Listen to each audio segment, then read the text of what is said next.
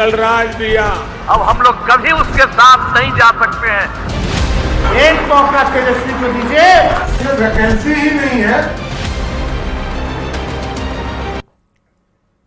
नमस्कार, आप देख रहे हैं 2025 बिहार विधानसभा चुनाव से जुड़ा सबसे महत्वपूर्ण बुलेटिन मुख्यमंत्री, और मैं हूं आपके साथ शिप्रा झा। अगले आधे घंटे के अंदर मैं आपको दिखाऊंगी आज की सबसे बड़ी चुनावी खबरें, और फिर बात करेंगे नेताओं के बवाली बयान की, और उसके बाद दिखाएंगे आपको चुनावी वायरल। प्रोग्राम के अंत तक हमारे साथ बने रहिएगा, क्योंकि अंत में मैं आपके साथ साझा करूंगी एक रोचक चुनावी जानकारी। तो चलिए बिना देरी के शुरू करते हैं बिहार विधानसभा चुनाव से जुड़ा सबसे महत्वपूर्ण बुलेटिन मुख्यमंत्री। लालटेन वालों ने जंगल राज दिया। अब हम लोग कभी उसके साथ नहीं जा सकते हैं। एक मौका तेजस्वी को दीजिए, वैकेंसी ही नहीं है।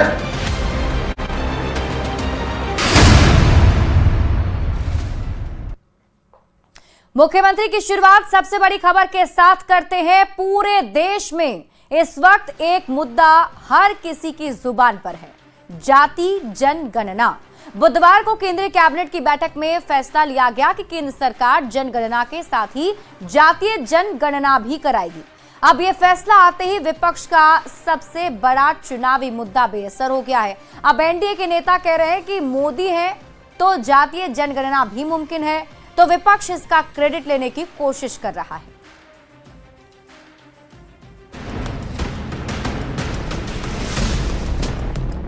मोदी हैं तो जाति जनगणना भी मुमकिन है, ये नारा एनडीए के नेता दे रहे हैं, क्योंकि प्रधानमंत्री नरेंद्र मोदी ने पूरे भारत में जाति जनगणना कराने का फैसला लेकर इतिहास रच दिया है।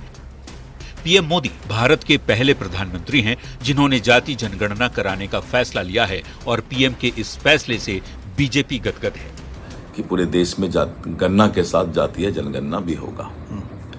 मैं धन्यवाद देता हूं अपने लोकप्रिय प्रधानमंत्री श्री नरेंद्र मोदी जी को कि आपने एक बहुत ही ऐतिहासिक फैसला लिया है।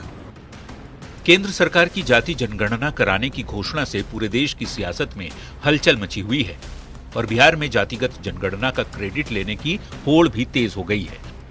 जेडीयू ने 1994 में नीतीश कुमार का संसद में दिया बयान जारी कर ये साबित करने की कोशिश की है कि जाति जनगणना की पहल नीतीश कुमार ने ही की थी। इस देश में 1931 में जात के आधार पर जनगणना हुई थी, कास्ट सेंसस हुआ था। उसके बाद से कास्ट सेंसस नहीं हुआ है। आज हर जाति दावा करती है कि मेरी आबादी इतनी है, मेरा ये इतना प्रतिशत है। इसलिए एक बार इस देश में जाति के आधार पर जनगणना हो जानी चाहिए, और जात के आधार पर जनगणना करने के पश्चात जितनी भी जातियां इस देश में बसती है सबको आबादी के हिसाब से आरक्षण दे दिया जाना चाहिए। तो विपक्ष भी क्रेडिट की रेस में पीछे रहने वाला नहीं। कांग्रेस और आरजेडी दोनों ही पार्टियां खुद को जातिगत जनगणना का सूत्रधार बताने की पुरजोर कोशिश कर रही है। कास्ट सेंसस का अनाउंसमेंट किया, हम इसको सपोर्ट करते हैं, पूरी तरह सपोर्ट करते हैं, मगर हम टाइमलाइन चाहते हैं। हम जानना चाहते हैं ये कब तक होगा, और ये एक पहला कदम है।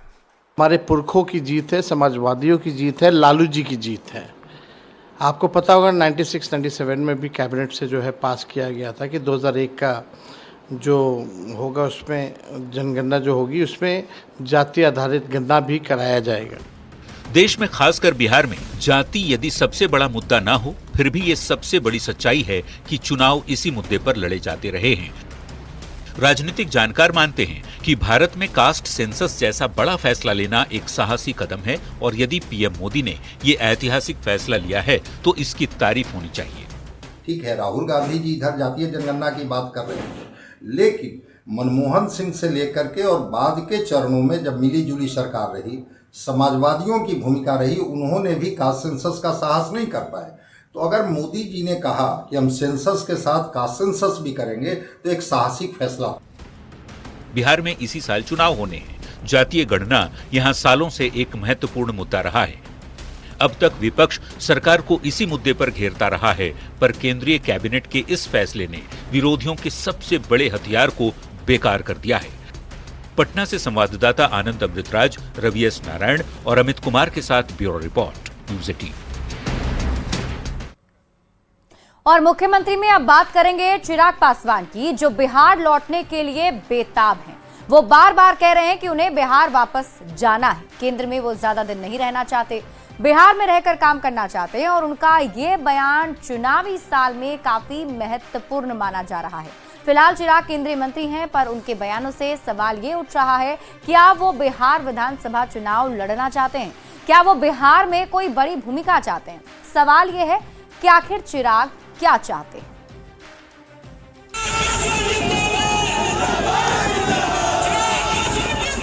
चिराग पासवान क्या चाहते हैं? ये सवाल बिहार की राजनीति में इस वक्त हॉट टॉपिक बना हुआ है, क्योंकि हाल के दिनों में केंद्रीय मंत्री बार बार ये कह रहे हैं कि वो बिहार वापस आना चाहते हैं, केंद्र में नहीं बिहार में रहकर काम करना चाहते हैं। 2013 में मेरे नेता, मेरे पिता आदरणीय रामविलास पासवान जी के रहते हुए उनके नेतृत्व में मैंने पार्टी से मैं जुड़ा और सक्रिय राजनीति में आया। बट उस वक्त भी मैंने कहा था कि इवेंचुअली मैं अपने राज्य में जाना चाहता हूं। Unlike my father, who was very clear that he wants to be in the center politics, I am very clear that कि मुझे अपने राज्य बिहार वापस जाना है। बिहार फर्स्ट, बिहारी फर्स्ट की सोच के साथ मैं आगे बढ़ रहा हूं। चिराग इस तरह के बयान तब दे रहे हैं जब बिहार में विधानसभा चुनाव को महज चंद महीने रह गए हैं। ऐसे में उनके बयान के कई मायने निकाले जा रहे हैं। चिराग के बयान से एक बात पानी की तरह साफ हो गई है कि वो खुद को बिहार की राजनीति में केंद्रित रखना चाहते हैं, पर सवाल है कैसे? अगली सरकार में चिराग खुद को कहां देखना चाहते हैं? क्या चिराग पासवान मुख्यमंत्री बनना चाहते हैं? लेकिन चिराग जिस गठबंधन में हैं, उसने ये साफ कर दिया है कि चुनाव नीतीश के नेतृत्व में होगा, तो जाहिर है मुख्यमंत्री भी नीतीश कुमार ही होंगे। खुद चिराग भी नीतीश का नेतृत्व स्वीकार कर चुके हैं। तो क्या चिराग एनडीए में रहकर नीतीश के सहयोगी बनना चाहते हैं? चिराग पासवान की चाहत पर सियासत भी शुरू हो गई है। अगर बिहार की राजनीति में तो वो एक अहम प्लेयर हैं ही, इसमें कहां कोई शक की गुंजाइश है। बिहार में पिछली बार वो हमसे अलग लड़े थे तो उसका नुकसान हुआ था, और इस बार वो पूरी तरह इकट्ठे एकजुट होके और संकल्प है उनका कि नीतीश कुमार जी को 2025 में मुख्यमंत्री बनाएंगे, तो 25 से 30 फिर से नीतीश। कि जनता दल और नीतीश कुमार को राजनीतिक रूप से हाशिए पर पहुंचा दिया जाए, राजनीतिक रूप से उनकी राजनीति को यहीं समाप्त कर दिया जाए। जेपी नड्डा की जो सोच थी, उसी सोच के तहत भारतीय जनता पार्टी चिराग पासवान का इस्तेमाल करना शुरू कर दिया है। भारतीय जनता पार्टी चिराग पासवान को हनुमान बनाना चाहती है और नीतीश कुमार जी को लंका ढाने में काम में लग गई है।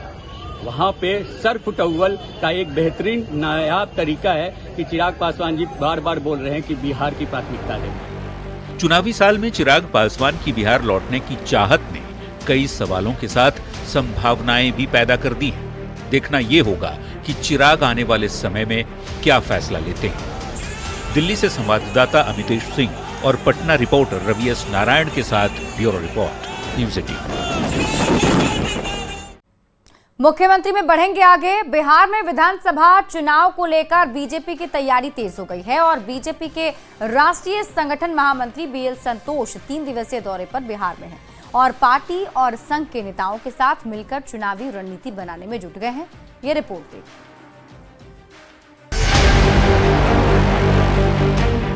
बिहार में होने वाले 2025 के चुनाव के पहले जातीय जनगणना कराने के फैसले से बीजेपी उत्साहित है।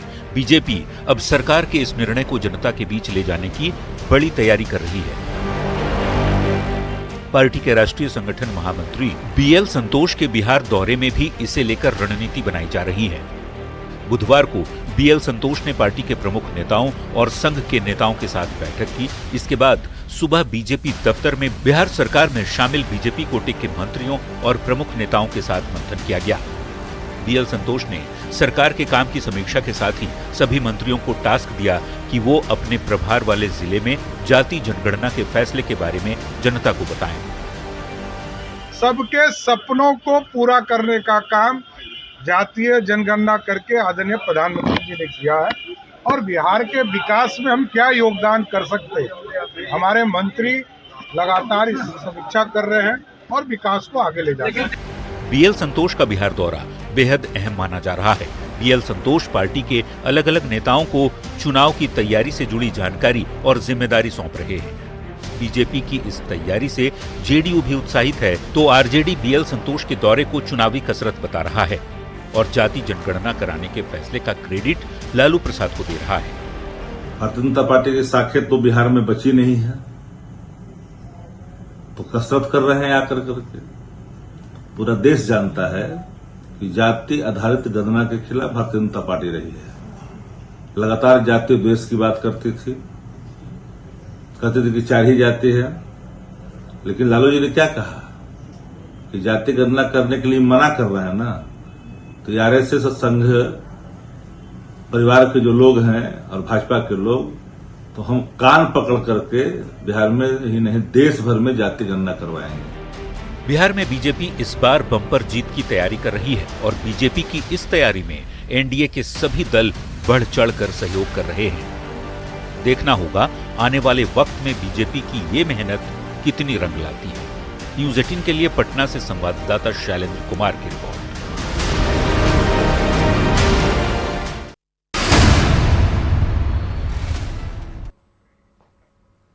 और मुख्यमंत्री में अब आपको सुनाते हैं बयान बवाली, यानी कि ऐसा बयान जिस पर बवाल मचा हुआ है।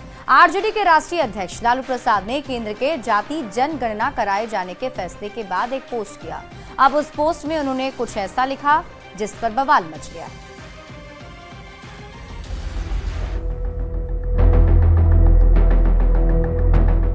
कहा था न कि कान पकड़ दंड बैठक करा, इन संघियों से जातिगत जनगणना करवाएंगे। आरजेडी के राष्ट्रीय अध्यक्ष लालू प्रसाद ने पोस्ट केंद्र सरकार के जाति जनगणना कराने के फैसले को लेकर किया। लालू के पोस्ट पर पलटवार करते हुए गिरिराज सिंह ने कहा कि वो खुद जीवन भर सोनिया गांधी के सामने कान पकड़कर उठक बैठक करते रहे। जिंदगी भर कान पकड़ के सोनिया गांधी के आगे उठ बैठ किए, आरक्षण को दबा दिए। यही लालू यादव हैं जो कांग्रेस के पल्लू में पले थे। गिरिराज सिंह का बयान आते ही आरजेडी और कांग्रेस दोनों ने पलटवार किया और जाति जनगणना को लालू और राहुल की जीत बताया। प्रधानमंत्री श्री नरेंद्र मोदी जी ने ही कहा था कि सिर्फ 4 जाति होते हैं और अब उनको जातीय जनगणना कराने की बात वो कर रहे हैं, फैसला ले रहे हैं कैबिनेट से। ये तो श्री लालू प्रसाद जी, श्री तेजस्वी यादव जी की जीत है। उनके दबाव में केंद्र सरकार को झुकना पड़ा है। गिरिराज सिंह के बारे में सभी लोग जानते हैं कि गणेश परिक्रमा करके वो अभी तक बने हुए हैं। उनका काम ही है चाटुकर्ता करना और अपने आकाओं को खुश करना और मंत्रिमंडल में बना रहना। क्या अपने क्षेत्र में एक काम करा सके? बिहार को पीएम मित्र योजना जो देने वाले थे वो भी नहीं दिला सके, तो क्या किए? उनका काम ही है कि जब भी वो मुंह खोलते हैं तो कुछ ना कुछ गंदगी निकलता ही है उनके मुंह से। जाति जनगणना पूरे देश में होगी, पर चुनाव बिहार में होने हैं। लिहाजा केंद्र सरकार के इस फैसले पर बिहार में जुबानी जंग तेज होती जा रही है। पटना से न्यूज़ 18 संवाददाता धर्मेंद्र के साथ शैलेंद्र की रिपोर्ट।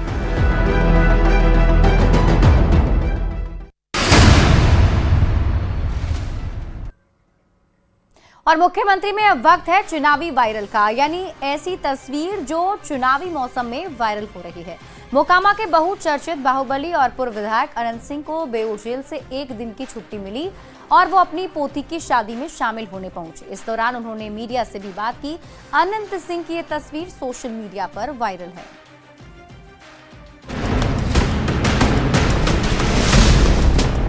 आंखों पर काला चश्मा, गले में सोने का हार और चेहरे पर तैरती चिरपरिचित मुस्कान।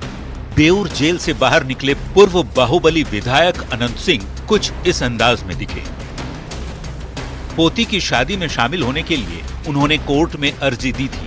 अर्जी पर मुहर लगते ही अनंत सिंह जेल से छूटे और सीधे बाढ़ के लदमा गांव पहुंचे। बढ़िया है, आए शादी में, पोता पोती की शादी है।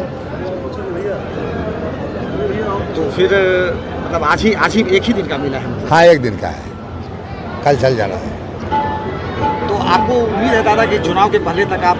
नहीं, मैं तो आएंगे 10 से 20 दिन में। हाई कोर्ट हॉल है। टिकट का दादा कुछ टिकट के लिए जदयू से ही? टिकट का तो हम है, हमारा टिकट के हमरा पूछना कहाँ है। अनंत सिंह मोकामा शूटआउट केस में जेल में बंद है। मोकामा के नौरंगा में फायरिंग हुई थी। इसी मामले में अनंत सिंह को जेल भेज दिया गया था। इस केस में मोकामा पुलिस ने 24 जनवरी को गैंगस्टर सोनू और अनंत सिंह के समर्थक रोशन को अरेस्ट किया था। गिरफ्तारी के कुछ देर बाद पूर्व विधायक ने बाढ़ कोर्ट में सरेंडर कर दिया था। पूर्व बाहुबली विधायक अनंत सिंह को 5 मई 2024 को सरकार ने 15 दिन की पैरोल दी थी। यह पैरोल उन्हें पुश्तैनी संपत्ति के बंटवारे के लिए मिली थी। अब एक बार फिर 1 दिन की पैरोल पर वो अपनों के बीच पहुंचे, लेकिन 24 घंटे बाद उन्हें फिर से बेऊर जेल में सलाखों के पीछे लौटना होगा। Bureau report, news 18।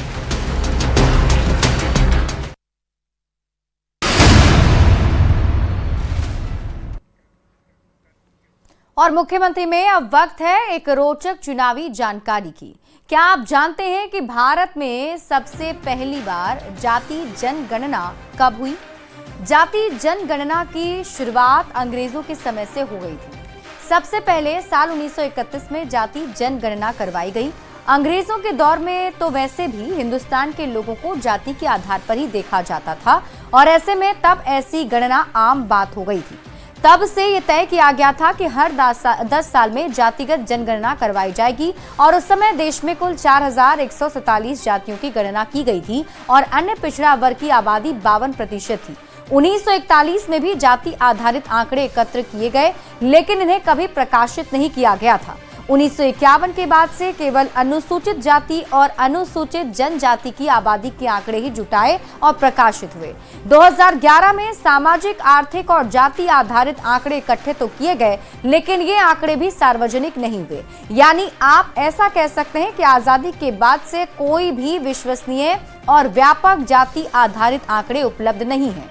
केंद्र सरकार अब जो जाति जनगणना कराएगी वो आजाद भारत की पहली जाति जनगणना होगी। और चलिए अब तेज रफ्तार में देख लेते हैं चुनाव से जुड़ी 25 खबरें। चुनाव 25।